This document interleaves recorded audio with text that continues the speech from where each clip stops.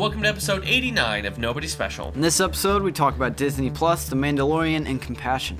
The Gospel Outpost presents Nobody Special.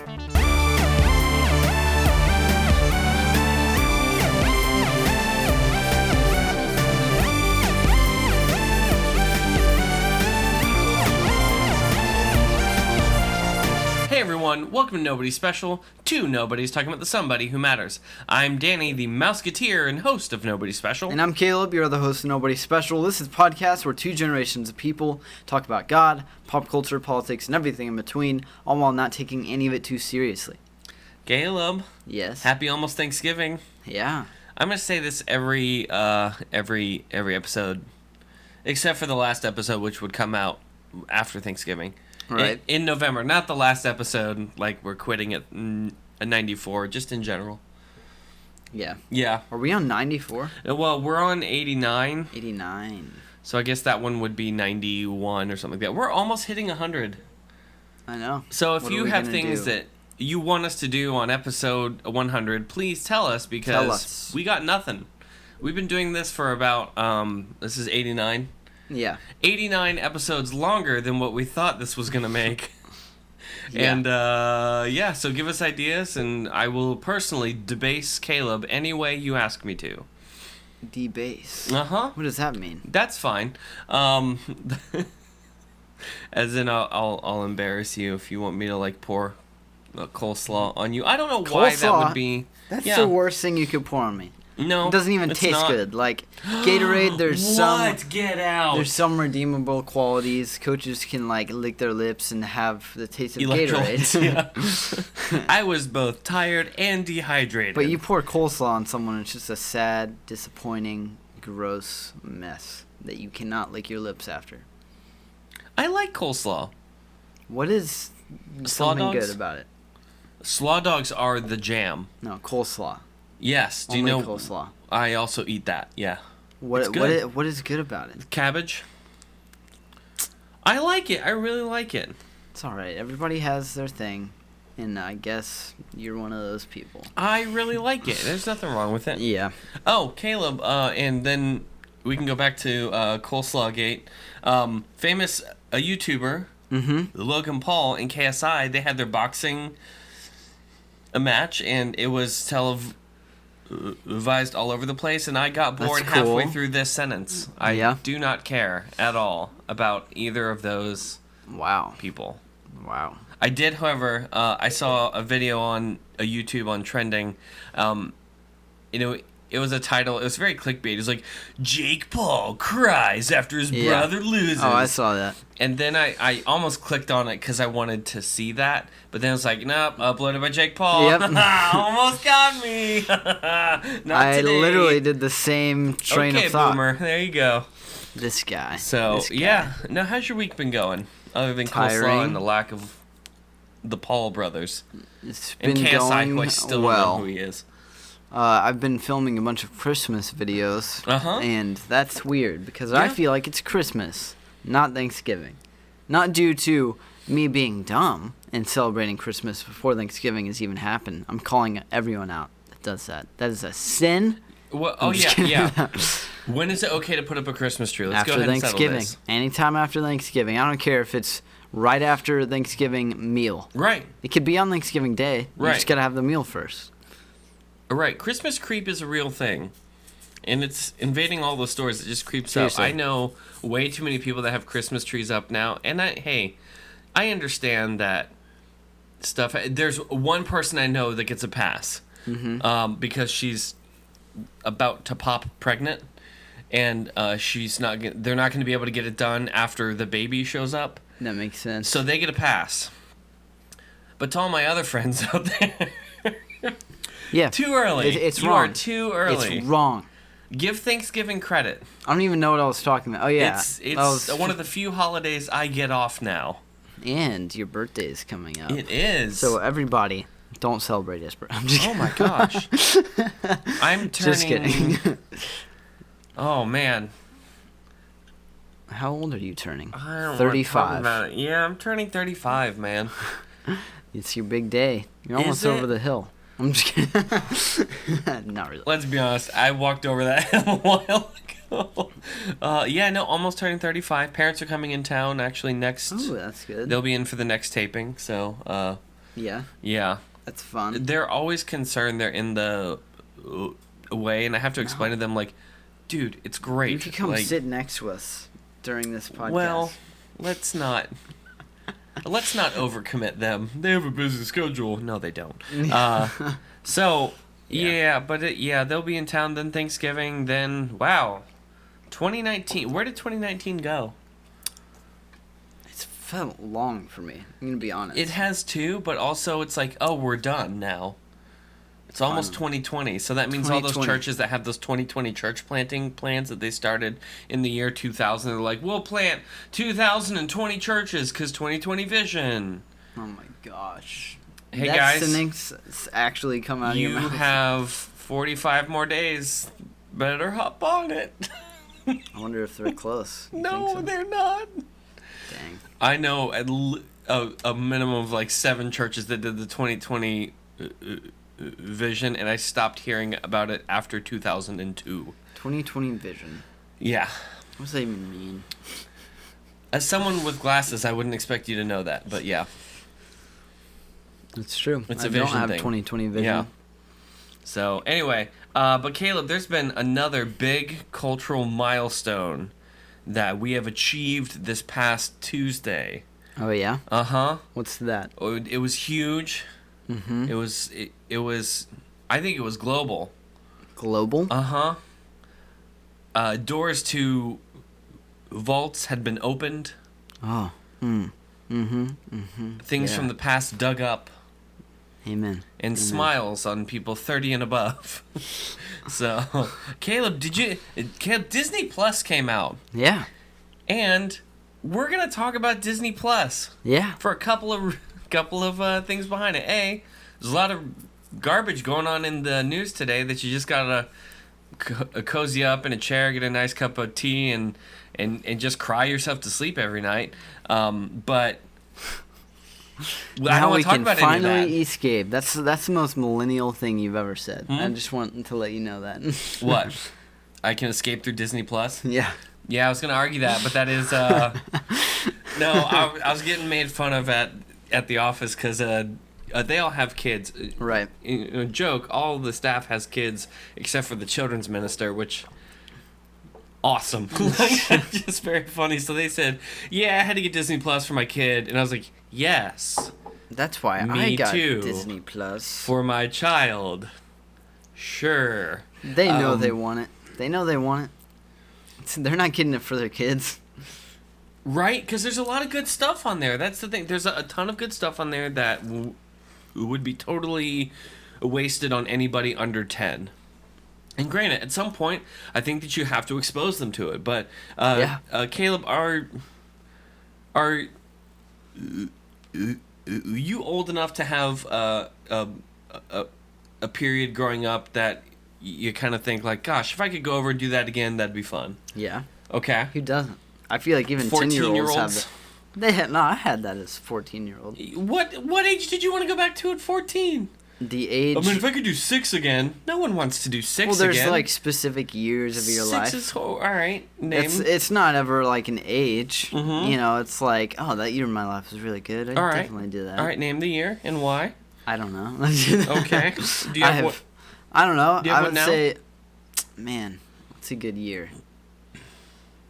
Maybe, like, I've more like recent, like, I feel like every time... You said like 20 times. Every time I get older, I feel like a 6-year barrier of memories just like disappears. So what I'm saying is I have a 6-year tail on me of memories that I can remember. Okay. And every year I grow older, the one on the end just goes away because I have like memories, but not specific enough to where I'm like, oh yeah, I'd go back to that. Right. But I'd say when I was an age where I watched this the Teenage Mutant Ninja Turtles, I believe it was a 2000. Which one? 2000s or 90s. We have to clarify which one. I don't know. It was 90s or 2000s Ninja Turtles, but that was really good because I would just watch that all the time. That's also when I discovered Good Mythical Morning.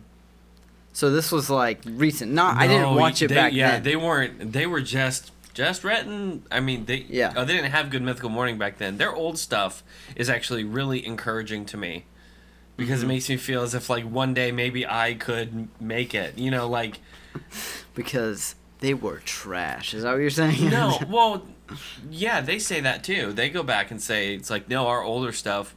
That's part of being in this is grow as it goes. I mean, all the good YouTubers, they'll just start and get better, but they keep plugging at it. I mean, that's part of the grind. I know we've had conversations about that, just grind through it.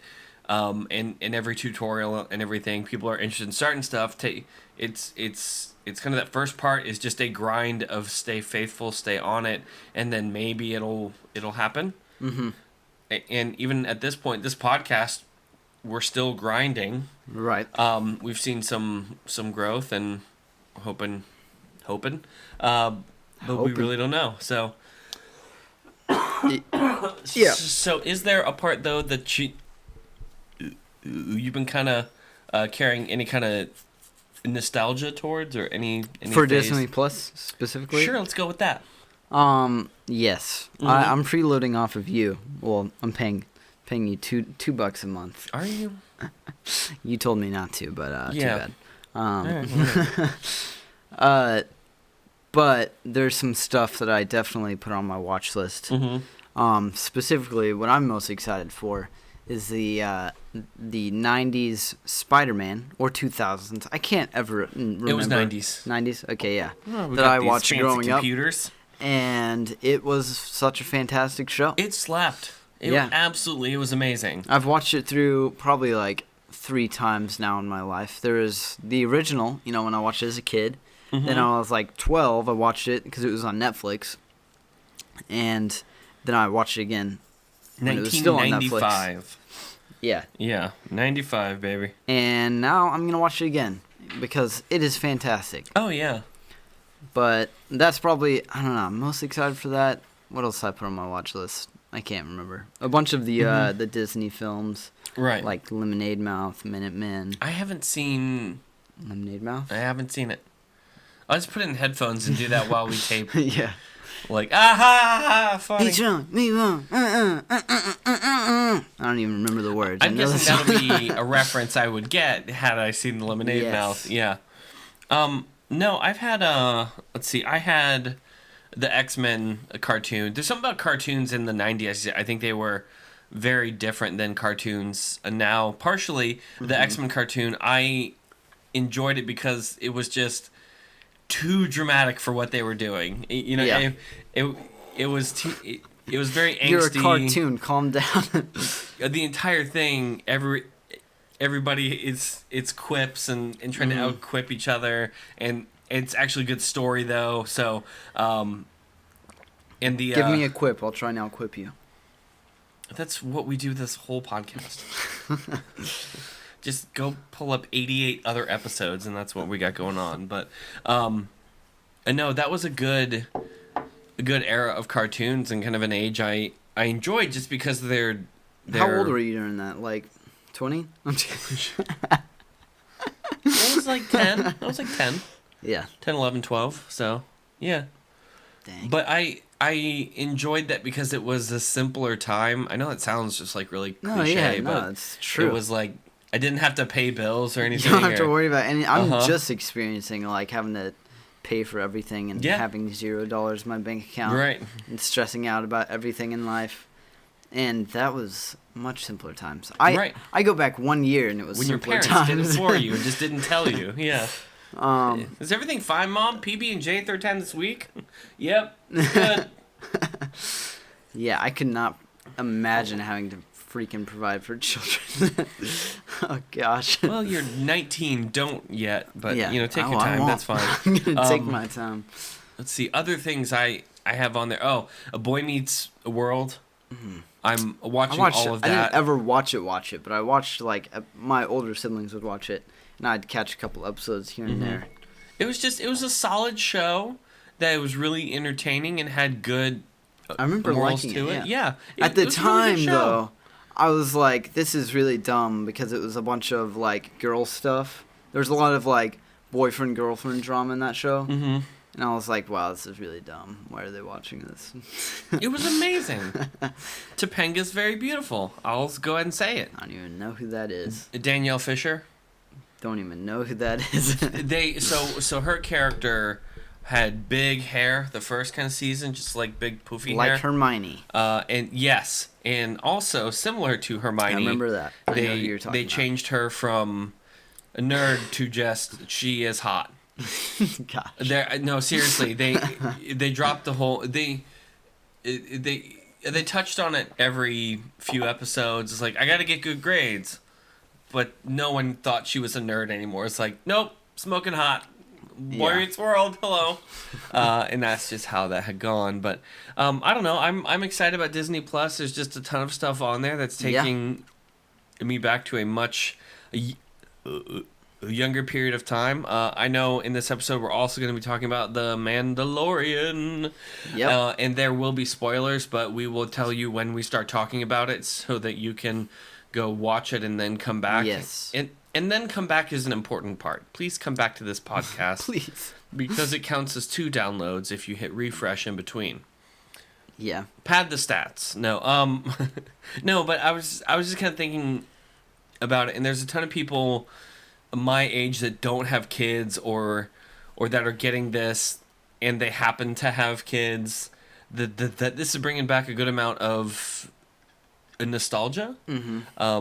That I think in this case is actually healthy, because I'm personally getting tired of all the it's like, we're gonna take a story and remake it only worse, and I'm really tired. I'm really tired of that. But now we just get to experience the original content in its actual glory and tell new stories. I mean, I'm all about telling new stories and everything. I mean, even the Disney stuff, I think it's getting a bit out of hand. How they take an older kind of a movie, they kind of change it up. I mean, the Beauty and the Beast as a movie, or the live action, quote unquote, which how can you really? It's not. It's CGI. Same thing on.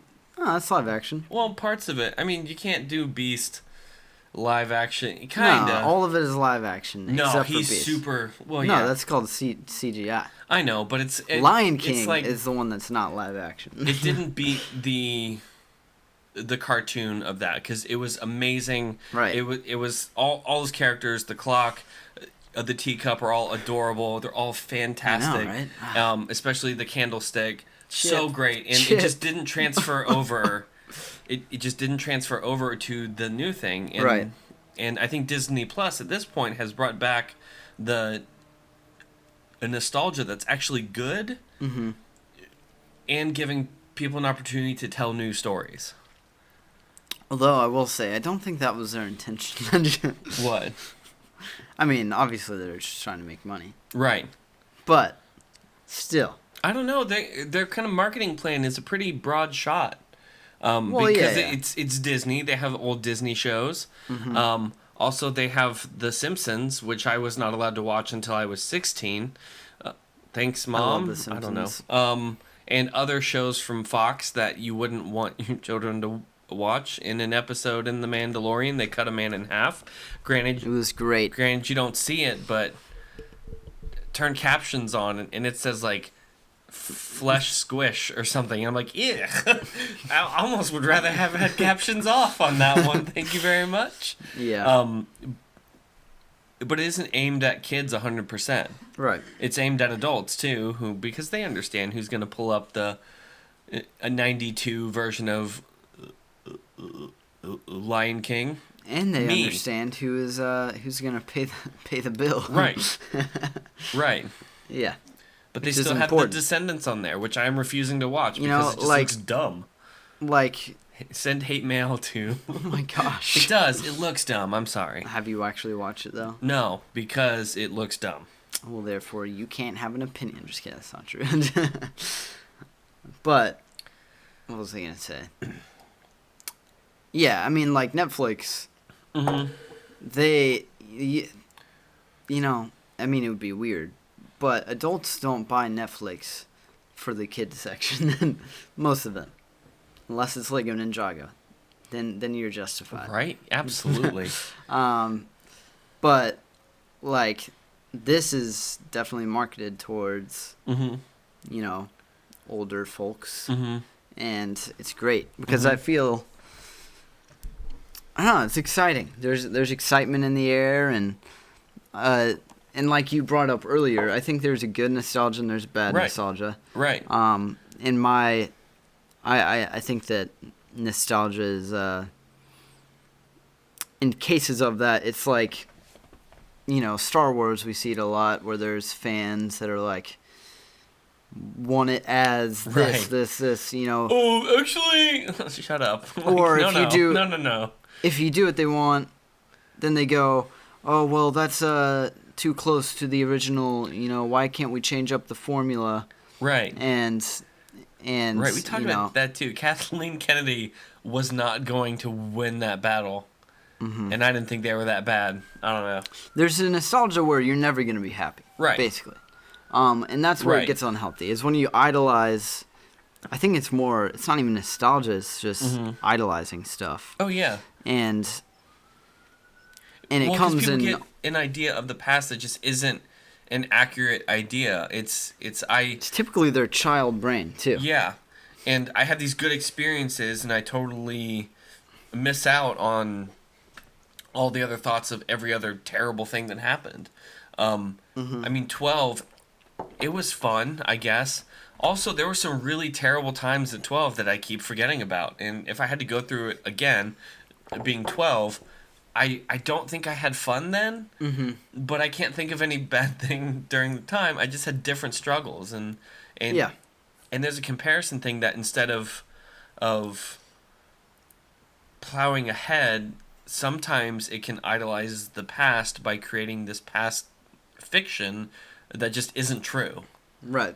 And I think, I mean, using Star Wars as an example again, people who experience content or whatever it is, the show, the movie, at an adult age when they watch it, or when they were in kind of, you know, not their childlike mind, I feel like they never really have. I've never talked to a non-millennial, like someone who was an adult when the original Star Wars films came out. That's older than millennial. Yeah, I know. That's 74, I think.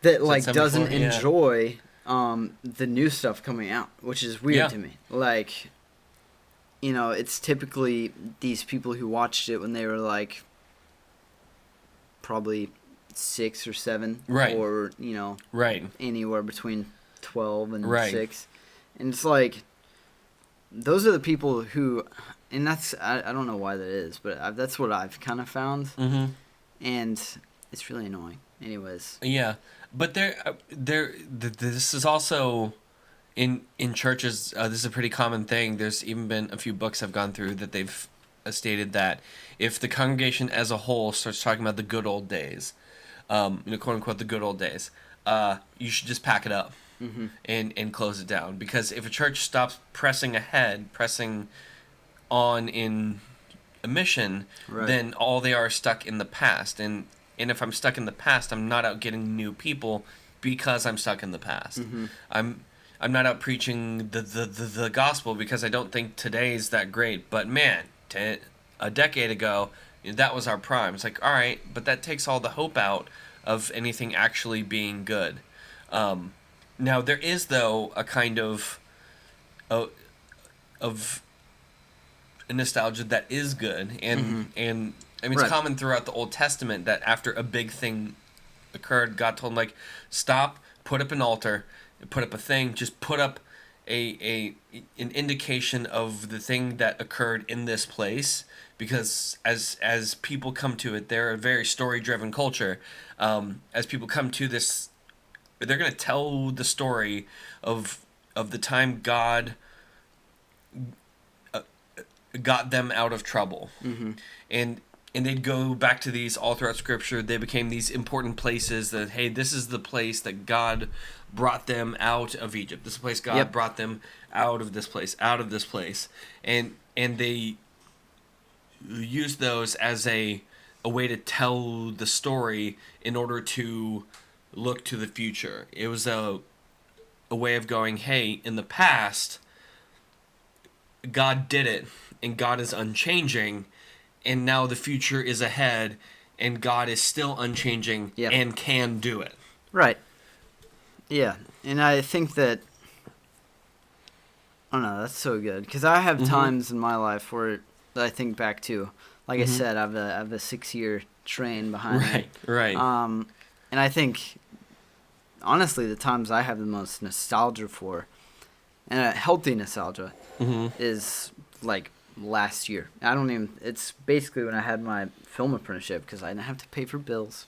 Yeah. I had like an internship and the apprenticeship. I got to work at the church. I was living the dream. And that was like awesome, because I was learning a ton. Sure. Hanging out with a bunch of great people, and it was like, it's just good. But like, I don't really stop on that and be like, man, I'm gonna be, content. Is that a word? Content? Discontent? Yeah. Uncontent. Discontent with where I am now, because I want that. Sure. And I think that that's where it, the line is. Sure. Is I think that it's good to have those memories. Right. To see where God has blessed me. Right. And cherish those push too. Forward. Yeah. Because I know that there's more coming and more exciting times. And I think it's, I don't know, it's good, because didn't they put up, I was trying to think, didn't they put up like for the Red Sea, where God split the Red Sea? Didn't they put isn't there like a little thing on either side? Not either side. I think on one side. One side. On the non-Egypt side, yeah. They also had it, I think they had it over by Jericho also. They had another. I mean, I was going to try and pull up every time they did that, but it's just a lot. Yeah. It's a lot of times. I mean, they had, it was very a narrative-driven culture, and that's why the command, it had been given to them to tell the story to future people. It was to tell the story of God's great works all throughout time, in order to encourage them to grow in their faith, to tell them, hey, this is a thing, and it occurred, and it's an actual thing, and now because of that, it pushed them on to future glory. And I think that's kind of the big difference is this idea of hope. Right. I had this in probably about a year and a half to 2 ago. I got to that point of thinking, all right,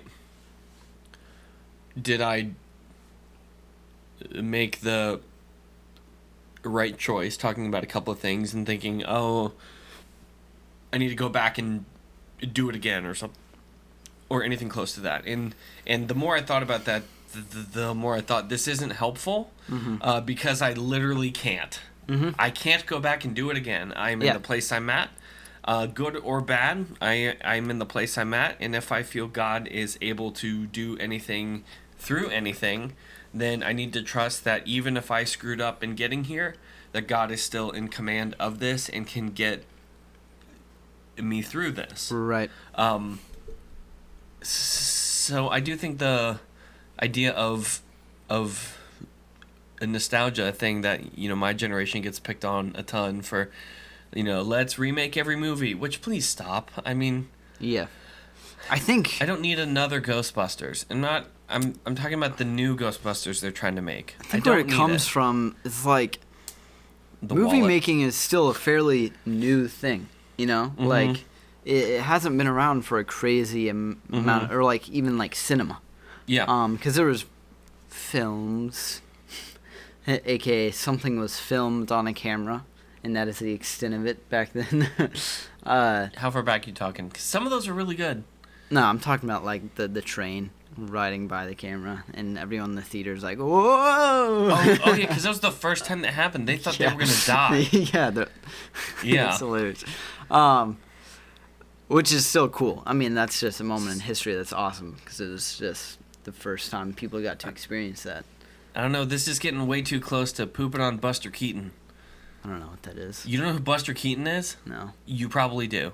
The kind of first stunt man that almost died like multiple times in all the black and white stuff. Oh, yeah. I'll show you him after. Oh my gosh, Buster Keaton. But, like, filmmaking compared to other crafts and things that have been going on for centuries. Right. It's still fairly new. Right. And I think because of that, we finally got good at it. And that's not, like, I would say we got good at it, but then it gave recently. us Avatar. And I think that through all those years, like, I'd say, like, the 70s, is where it, like, started to pick up, ramping probably in 80s and in 90s. It kept on getting better. And then I feel like just recently, it's because of nostalgia that things have gone to poop. And I feel like everything has declined. Absolutely. But there's not a lot of original content. It's either off of a story that has already been made, which is fine, because you're still creating new stuff. Like the whole universe thing. But it's something about, like, I feel... They're I'll take the hit. They're placating my age people that can't get out of their childhood. Sorry. It's this idea of they're not growing up and they're capitalizing on that because they're not growing up but they have jobs and disposable income and they're just telling the same story over and over, but they're telling it in a different hat. I don't think we need 9 Fast and the Furious movies. Oh, I hate those movies. It's like we ran out of plot a while ago and I was telling someone this, the first movie, they're stealing TVs that have VHS players in them, I think, or something. And in the one of the movies, they had a submarine shoot a missile at a car, and the Rock grabbed it by the hand and threw it at another car. Yeah. Yeah, it's pretty... We're done. That's it.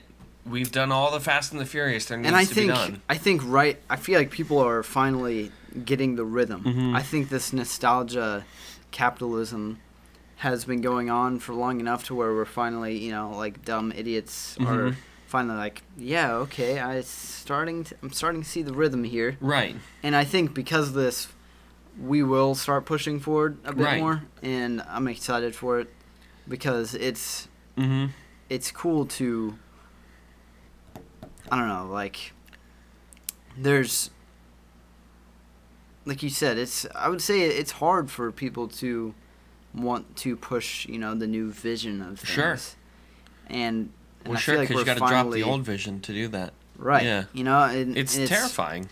And even in the filmmaking world, it's like dumb stuff where, the 180-degree rule, which is actually a good thing to follow. Yeah. I know about that one. Don't break that. There's a reason. Even though my boss made me break it today and I wanted to cry. I was like, don't make me do it. Don't make me do it. I was like, seriously, we have been shooting the 180-degree rule. Do it, boy. And literally, like, one of the last shots, he's like, let's shoot it from this angle. I was like, no. And he's like, no, we're going to do it. Does he listen to this podcast? Probably not. You're a good boss. Either way, I've already sarcastic. displayed my concerns with him. Gotcha. Okay. But, like, I think there's stuff like that. That was just an example of stuff that are ingrained in filmmakers. And there's, hundreds of things like that within the industry that I think people are finally starting to break, and it's kind of cool to see. Right. That you don't have to do it this way. You can do it this way. And, it creates a cool thing. And not even that, but, like, even the way stories are told. And it's exciting to, there's never going to be anything new under the sun. Yeah. But I think that things will be developed Oh yeah, there was an author that stated there's only 7 plots in mankind's existence or something. I gotta find that article. I was just thinking about it now. There's only 7 plots, and he broke them down, and people thought like, yeah, only 7. But my generation seems to be stuck in older nostalgia that looks back instead of ahead. The thing I've enjoyed about Disney Plus and a few of their things is that it looks back in order to go forward, and I'm even okay if these things they tell new stories. I mean, Mandalorian is a new story that is compelling and good, and it's telling a new story, right? Even if it takes place in a place that I am very familiar and intimate connected with. Overall, it's a new story. Yeah. So, spoilers for if you have not seen the first episode of The Mandalorian, we're just going to ruin it in this podcast. Yeah. So, go ahead, take a minute, come on back to us, but they can pause it, so do we have to wait? No. Snape kills Dumbledore. No freaking way. Yeah. Wait, are you serious? And at the end of Mandalorian, Thanos comes out and is like, fine, I'll do it myself. It's weird. After credit scene, wait for it. No, So, all right, first impressions. Uh-huh. The Mandalorian. First impressions. For me, I thought it was good. It was good. Absolutely. I personally had, like, some issues with, not really like how he runs, I believe is what you said. How he walks. Not even that. There was just a lot of walking. There's an abnormal amount of walking. I don't know why I watched him walk so much. And there was like times where I feel like you could tell it was like part of the hunt. The first couple weeks on set that he was learning to walk. Yeah, whoever plays him. Which is, he's getting into character. Pablo Escobar. Nope. Yeah, not even close. Also, I think he played Pablo Escobar. But like there's things that like that, where you could definitely tell the director was like, "Hey, walk from point A to point B," and he was like, "Okay," and robot walks like Pedro Pascal. Yeah. But yeah, there were some stiff moments. But like that was just I'm fine with stuff like that, to be honest, because it's not really taking away from anything. It's a new suit. Yeah. But the main thing, there was like weird pacing stuff for me, and like it would seem really fast sometimes and really slow in parts that didn't.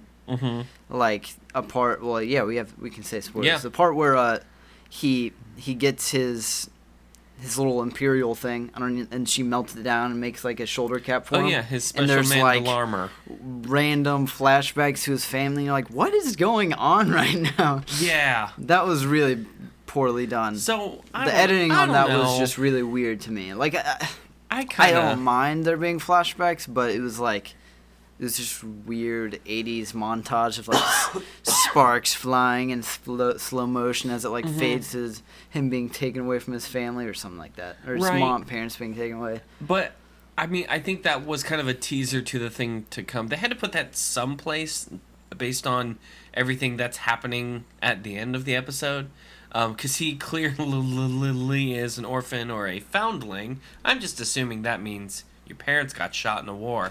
I didn't Google it, but I'm pretty sure from context is how he became a bounty hunter. I'm also guessing a droid killed his parents, but whatever. However, there was that story. It had to get brought up in order to do the thing they did at the end. The entire plot of this. Can I just give this away at this point? Is this too early for this? Entire plot or the big plot is they tell him to go kill this thing that's 50, and they can't give him any info, but there's an option to bring it back alive or to kill it.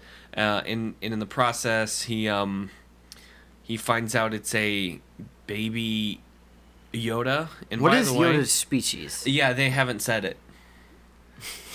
No. They have in canon. It's yodeling. In canon, they have not said it. It is adorable, though. Dear goodness, first time I saw that, I went, oh. And I was with a group of guys, and I was like, I wish I didn't do that. But it was stinking adorable, and the other bounty hunter that happened to be there only got the command to kill it, so he pulls out his gun to essentially murder a baby, which is kind of messed up, but if you're a bounty hunter, I guess you do messed up things.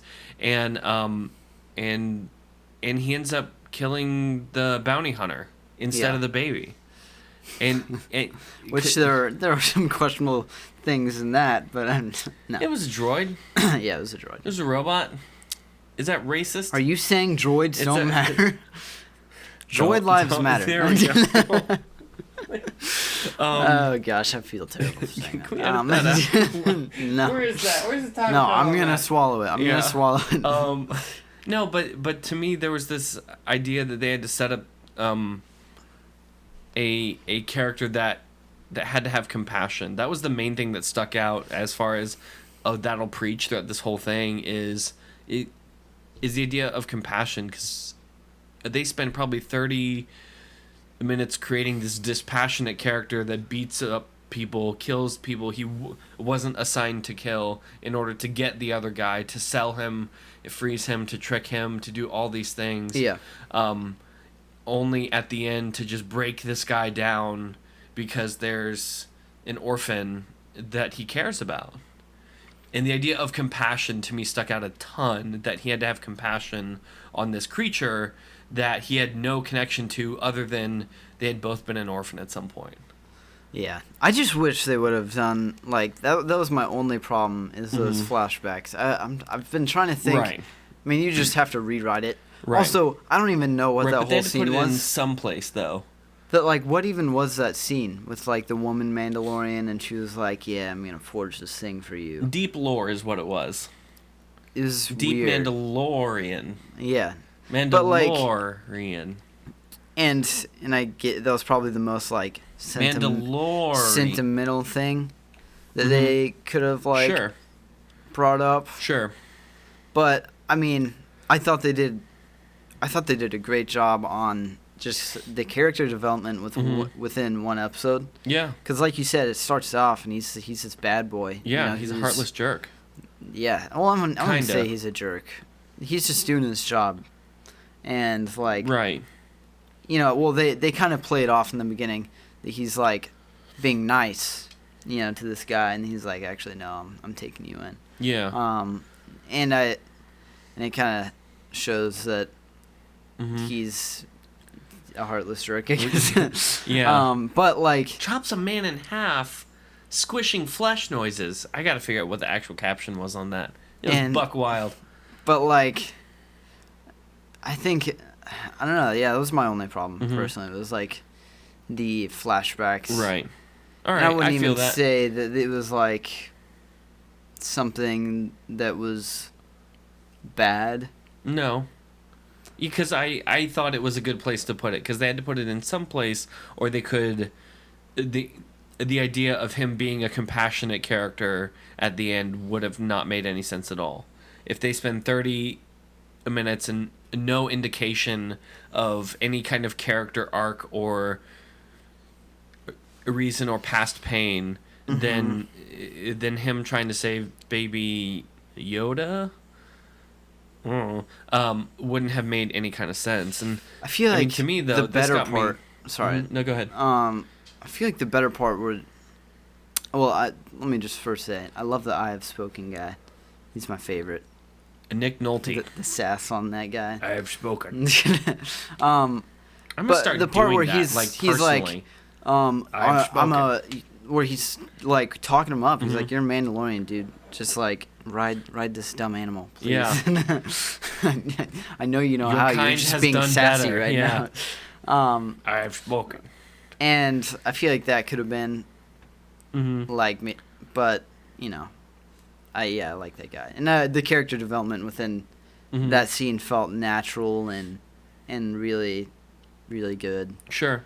But yeah, the ending was really good, you know, and I think that I'm interested to see where it goes.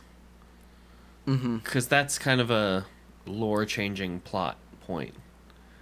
But the part I got to think, I don't know. My brain's probably wired worse. Is I'll go through these things and think, all right, what point preaches? Like how can I use that?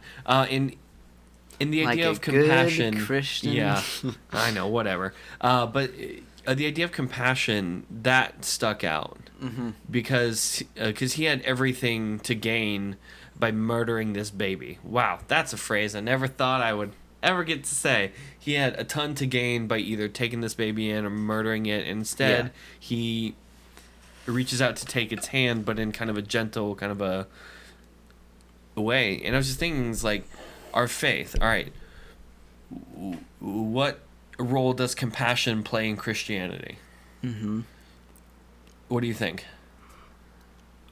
Sorry, I had to get a yawn out. You're good. I think, it plays a big role. Because compassion, to me, when I think of compassion specifically in Christianity, I think of, like, the lost, and the people who don't know God and who are not saved. Right. And through compassion, urgency to, right, lead them to Christ. And that's where I think compassion is a big deal because it's easy to have people in your life or people that you see in the news and just have like a hatred for them. Right. Be like, wow, they're really annoying, or wow, they did this really bad thing. But learning to have compassion for everyone, no matter what they've done, it's a big thing. Sure. I think that's probably the biggest point that plays in a personal Christian's life. Obviously, within the Bible, I'd say Jesus is the ultimate in compassion. Oh, yeah. I was just kind of thinking about it, and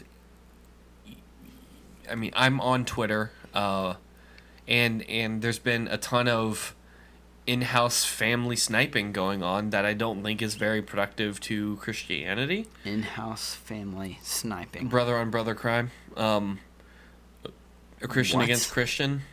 There's been a ton of criticism of Christians criticizing other Christians, calling them a ton of different things, and it feels as if there isn't compassion on the other end. It's just all about trying to prove their point, and I think there is a thing to be spoken about having compassion on another person. Compassion is one of those terms that often gets thrown around, but no one actually takes time to, figure out what it is.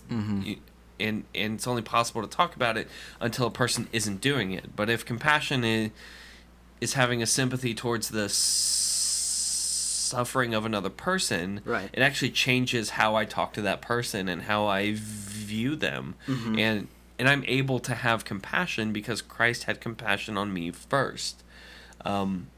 Christ, like the Mandalorian, had everything to gain by just wiping out humanity.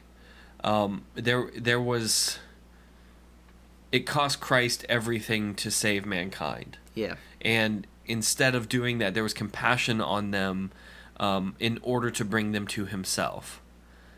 And that had a heavy cost to it that I think as Christians in 2019, we're kind of downplaying the importance of that cost. Yeah. By being okay sniping at each other and doing this kind of thing. What? Yeah, nothing. No. You're grinning. No, I was just thinking something. Okay. But I think it's easier for Christians because we're so familiar, with each other, and we have this united belief to kind of bulldoze over people, and especially that are Christians.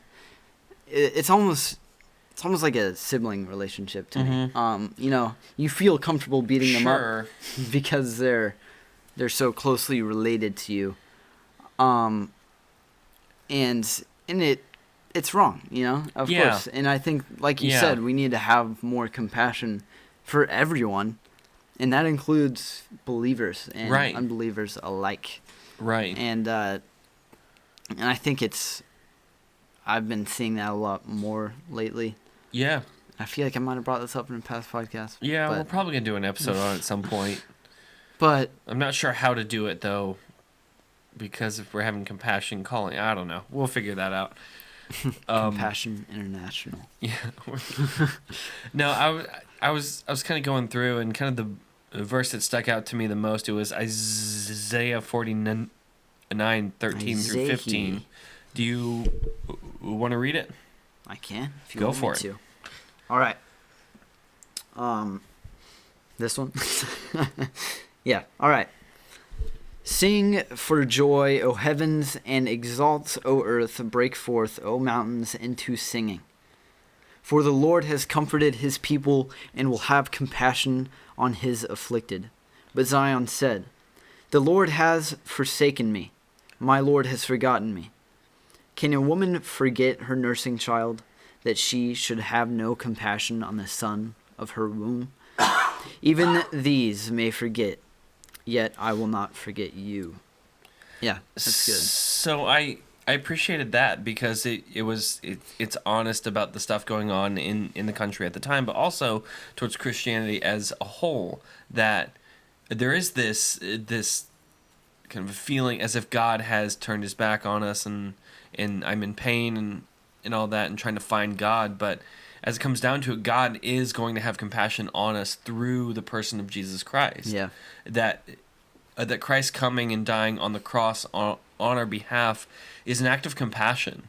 Yeah. And because of that understanding that I can't actually do anything to pull me out of my own garbage.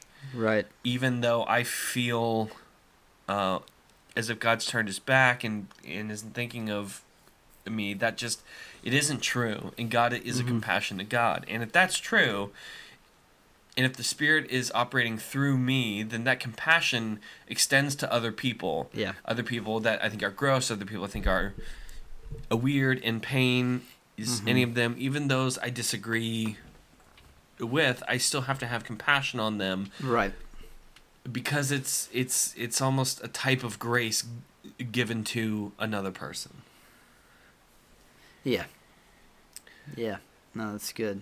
So, it's a weird thing to say, and I hated even typing it for our notes, but it was like the Mandalorian at the end was kind of Christ-like. Christ-like. A bit.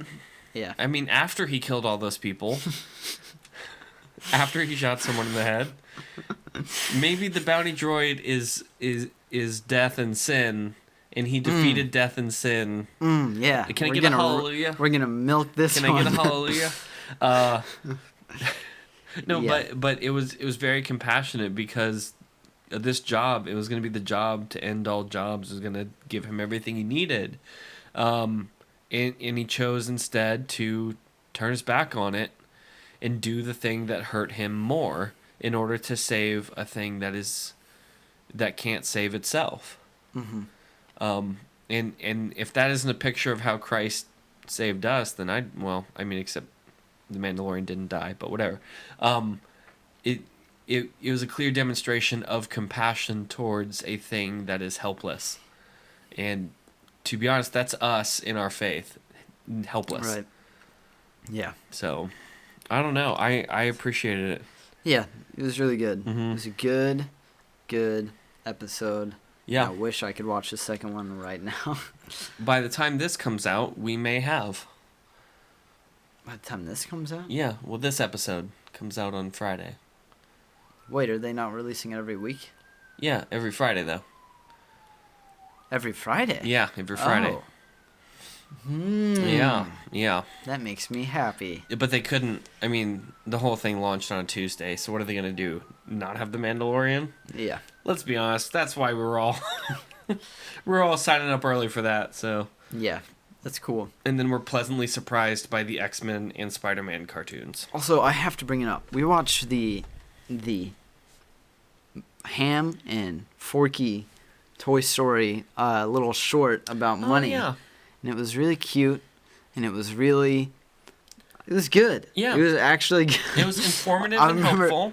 Me and Danny were sitting there, I was like, haha, let's turn on this dumb thing. Right. And I was like, wow.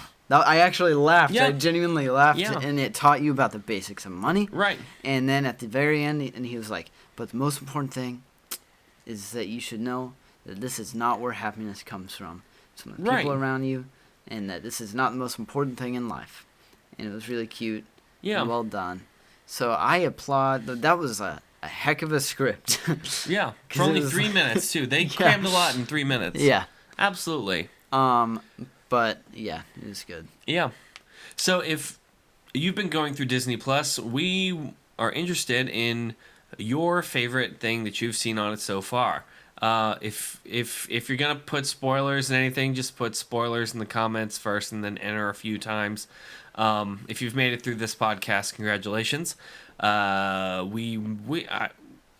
probably not gonna become the Mandalorian cast, but we'll think about it.